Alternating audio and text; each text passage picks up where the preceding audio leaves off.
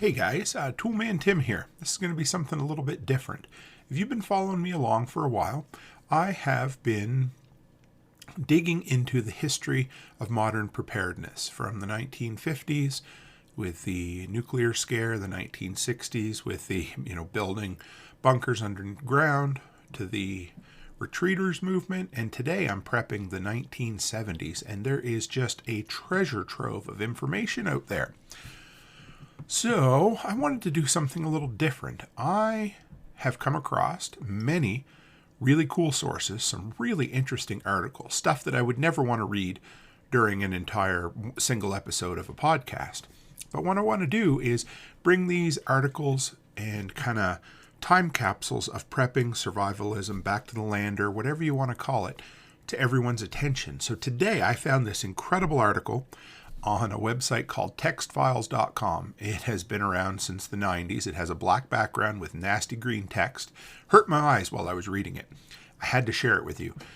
It is entitled, What is a Survivalist? By Kurt Saxon. It says copyright 1980.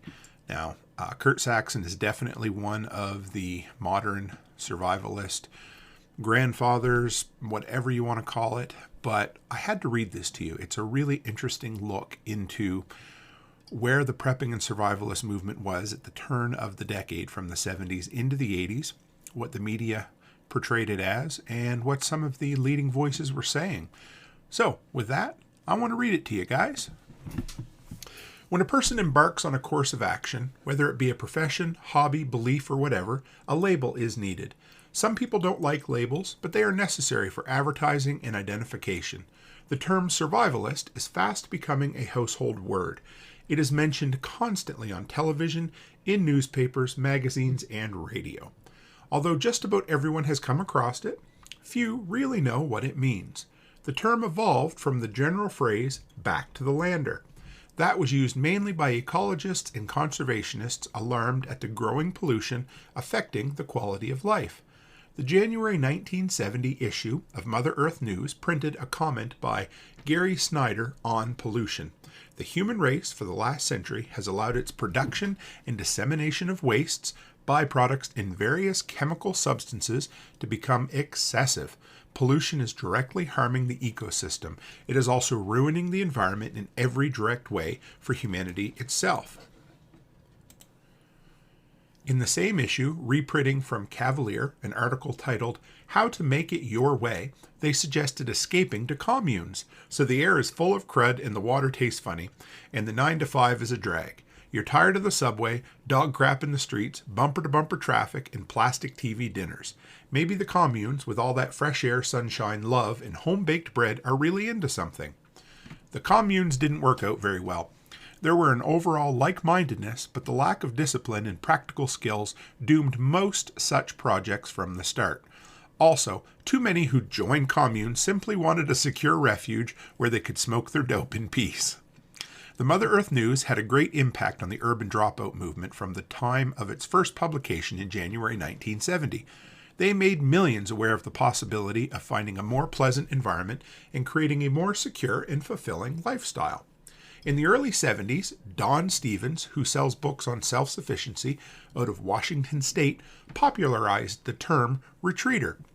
The term obviously indicated one who had prepared a retreat in the boondocks to go to when city living became intolerable. There is nothing wrong with the term retreater when used in its proper context, but it's a buzzword to certain types. I just heard what might have been a joke about a general who had an auto accident because he ignored a yield sign. Yield was a buzzword to him. Retreater was acceptable to pacifist dropouts of the Mother Earth News school of thought. But to the more aggressive person, it had strong connotations of cowardice. I certainly didn't like it, since my scenario of the near future calls for aggressive measures to protect mine from all comers. A poem says, I'll build my house by the side of the road and watch the rest of the world go by. That attitude is fine for retreaters, but what happens when part of the world turns in to loot that house by the side of the road? The pacifist dropouts and other non-involved persons simply leave the cities with no fanfare. They don't feel the need for a label because their move is not any form of protest. Also, They don't seem aware that the people they simply don't care to live near may well be a danger to them in the future as marauders. Unlike the back-to-landers, the ecologists, the retreaters, and such, survivalists are not non-involved pacifists. They are not necessarily eager to kill either. They are simply aware that civilization is cracking up and see the possible need for desperate measures to come through with a whole skin. The social unrest of the 60s gave a great but delayed impetus to the survivalist movement. As discontent manifested in urban rioting, clashes between militant rightists and leftists, assassinations, etc., the government threatened gun confiscation. Millions grew afraid of their government and felt trapped and helpless. As their children were bused to black neighborhoods, as their streets became increasingly dangerous and the quality of life lowered, they began wanting out. The weapons-oriented magazines urged protests on all levels. They also detailed to their readers the government threats as well as the overall urban disillusion. Some of them used the term retreater when suggesting that their readers drop out, but gun-oriented types were more likely to sit tight than leave under the stigma of retreater. I am not suggesting that anyone put off leaving because of that term. It is just that they took a militant stand rather than retreat. In late 1975, when starting The Survivor, I coined the term survivalist and used it in the first issue published in January of '76. In The Survivor, I have been urging decent people to abandon urban blight and take their loved ones to a safer environment. My term has been catching on, and now those offended by retreater are quite satisfied to call themselves survivalists and move out. It has turned out to be a word anyone can accept as a label if they want one. Even so, the media is generally down on urban dropouts, so they have been giving survivalists a bad name. As you know, the media is part and parcel of the urban establishment. It follows that anyone unwilling to stay in the cities and support the establishment and its hordes of dependents is some kind of kook. A while back, Boyd Matson of The Today Show called with an idea of interviewing me. When he found I didn't wear a camouflage jacket, a beret, and carry a burp gun, he backed off. Sometime later, I saw the segment he made to describe survivalists. There was a flock of about a dozen turkeys wearing camouflage jackets and drilling with rifles in the Oregon woods. I didn't know them, but I could tell they were the urban clerical types fantasizing playing soldier. They said they had a cache of food and weapons they would go to when the collapse came. In the event that they could get to their cache, they would find that roughing it might be a little harder than they thought. Also, with such a Mickey Mouse setup, they would run out of supplies in no time. Then they would turn into the same kind of predators they claimed to be armed against. Do not be surprised when you see survivalists portrayed as idiots and fear-crazed kooks. The sorriest was the Lou Grant segment titled The Survivalist. They had a nut in the show who, during a California flood, stole a roll of plastic at gunpoint. He had his kids armed and waving their weapons at anyone who came around. He also used a phrase from one of the editorials, "Those who prepare to survive deserve to survive." So they had my material and used it to make survivalists look stupid and dangerous. They don't all do that, but don't be disturbed when you see such depictions. Although everybody uses it today, I figure since I made it up, I can also make up its definition. I certainly didn't mean it to be used to describe predators. My definition of a survivalist is a self-reliant person who trusts himself and his abilities more than he trusts the establishment. Insofar as the establishment is deteriorating, the survivalist prepares to leave it. There are some who call themselves urban survivalists, but I consider that a contradiction in terms. To hole up an apartment and expect to survive mobs of starving rioters is silly. Imagine utilities cut off or blown up, add police and National Guardsmen fighting urban guerrillas, firemen letting whole blocks burn, and all exits being cut off. A real survivalist would move out of the urban area to a small town while there is still time. I can't see how a survivalist could live in a city in the first place. So, if you consider yourself a survivalist and want to tell your unborn grandchildren about it, get out of the city.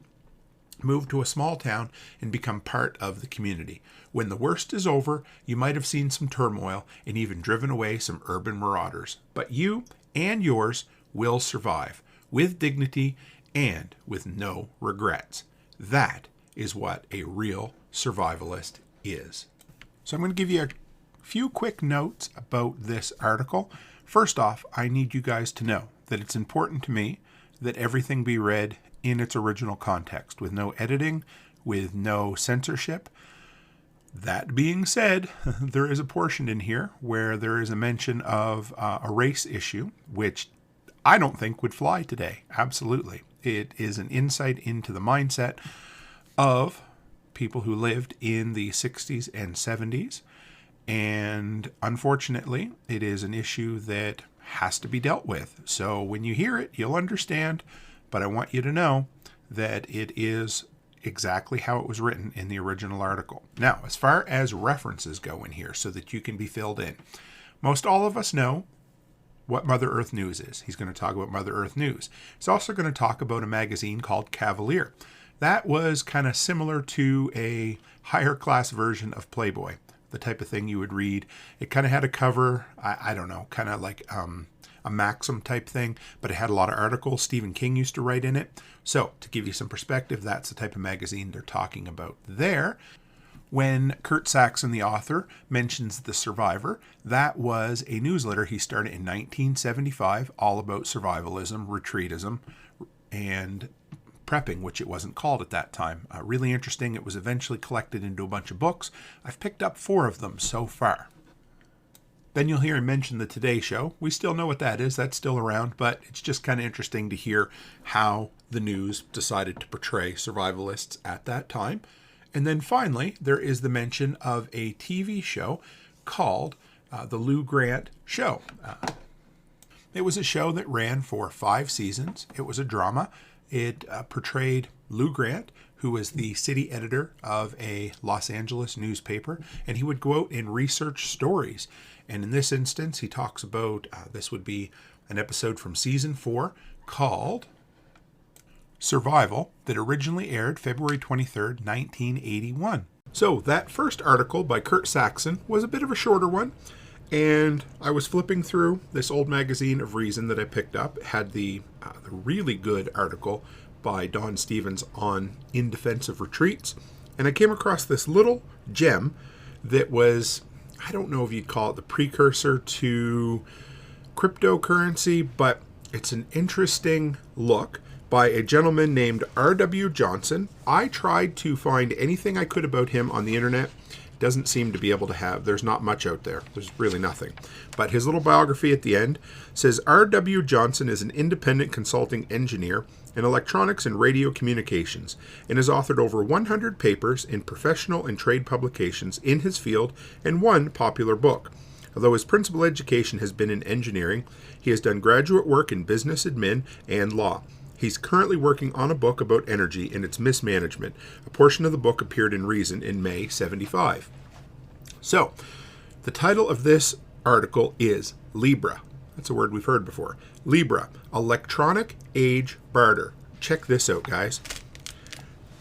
When a monetary system collapses because of irresponsible action by government, how does commerce continue?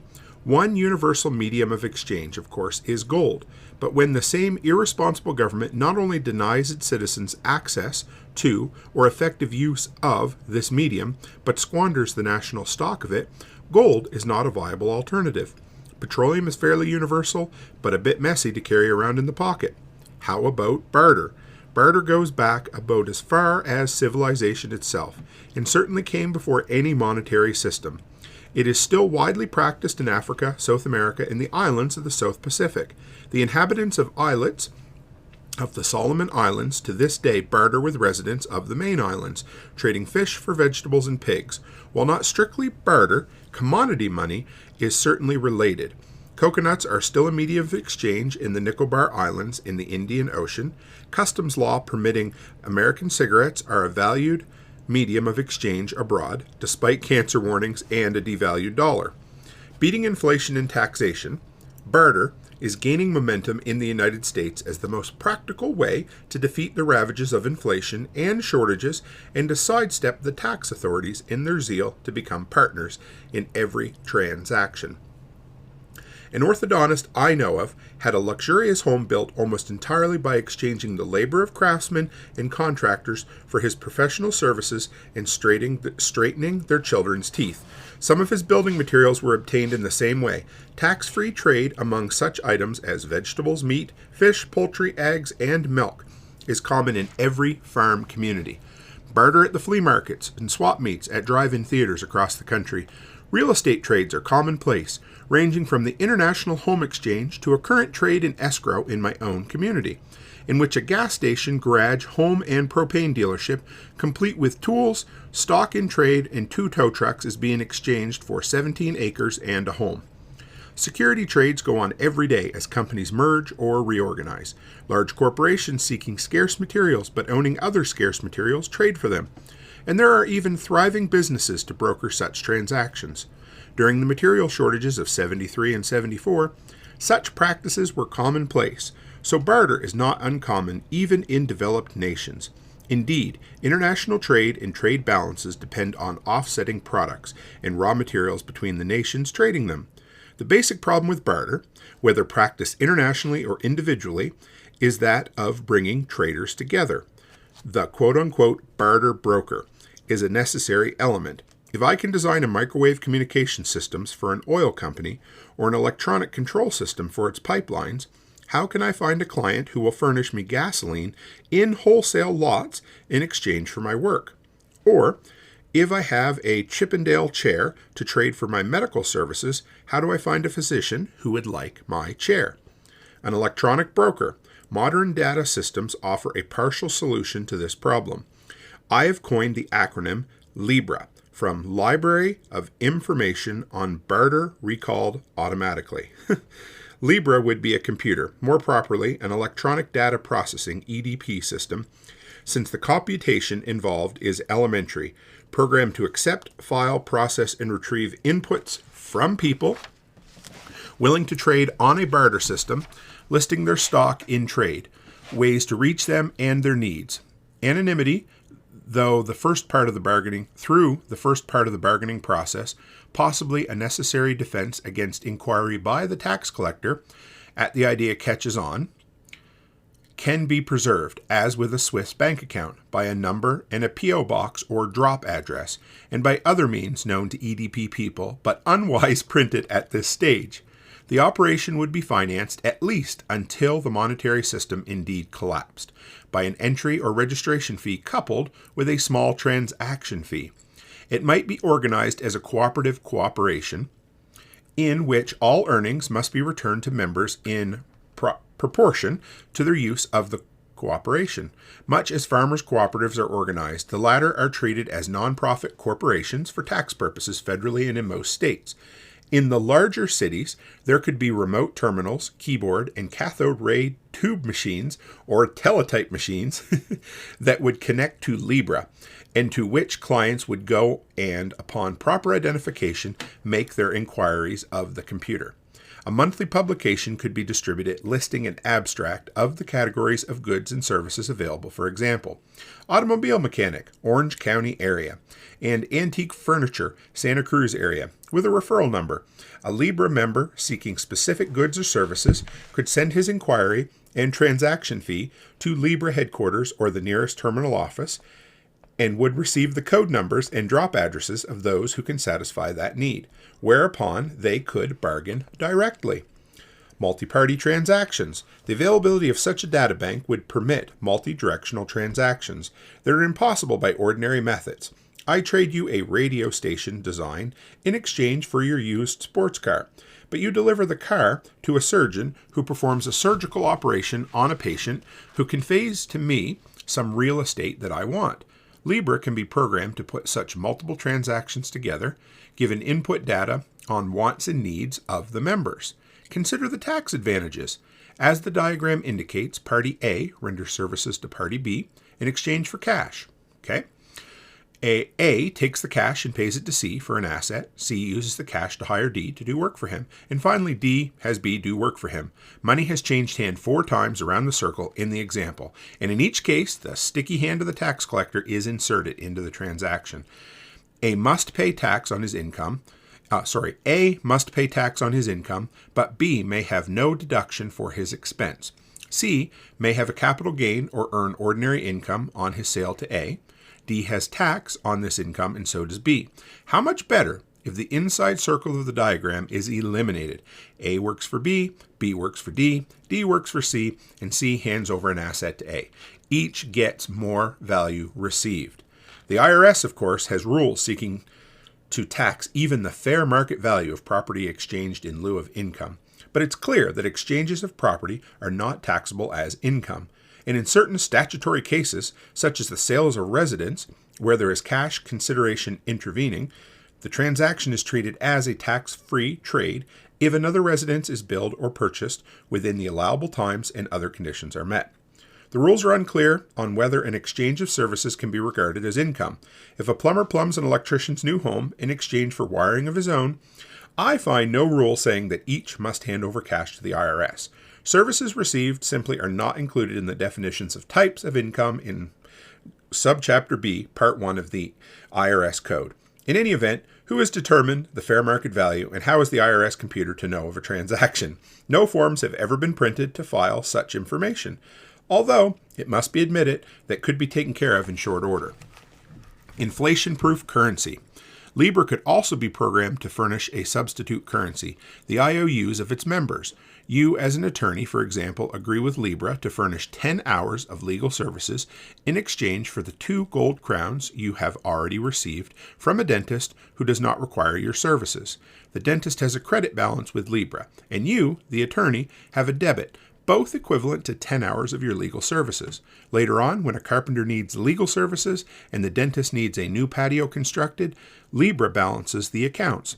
LIBRA can thus provide a kind of banking function, but all without reference to a monetary system. If necessary to establish more precise values, LIBRA could use some of the paper gold politicians fondly refer to by establishing a gold unit value for each debit or credit entry. 1 GU, for example, could be 1/16 of an ounce, or 20 or 30 grams, regardless of free market price. One savings in the form of a credit balance in GUs would be inflation-proof with LIBRA. The participants are effectively trading in gold. The 10 hours of time one owes to the LIBRA bank remains 10 hours of time independently of inflation and may be valued at 10 GU. Naturally, there are many details to be worked out. Safeguards would have to be established to prevent LIBRA from engaging in some deficit spending of its own if it moved from brokering into banking. Contracts could have to be framed to avoid misunderstandings and allow for future impossibility of performance, such as by death, etc. There are legal details to be worked out and security measures to be devised. LIBRA might become one of those tax loopholes that demigods, to tighten their grasp on an ailing economy, are always seeking to plug. LIBRA's modus operandi might have to be flexible enough to keep it ahead of the politicians, but it is to be hoped that by the time it is really needed, the politicians will be too busy coping with the wreckage they have created to bother with such a harmless endeavor. Libertarians would be well advised to prepare some such system. It may be necessary a lot sooner than many people believe. Let the data processing experts and attorneys come forward in these honorable pages and debate the issue. How do we cope with the collapse of our monetary system?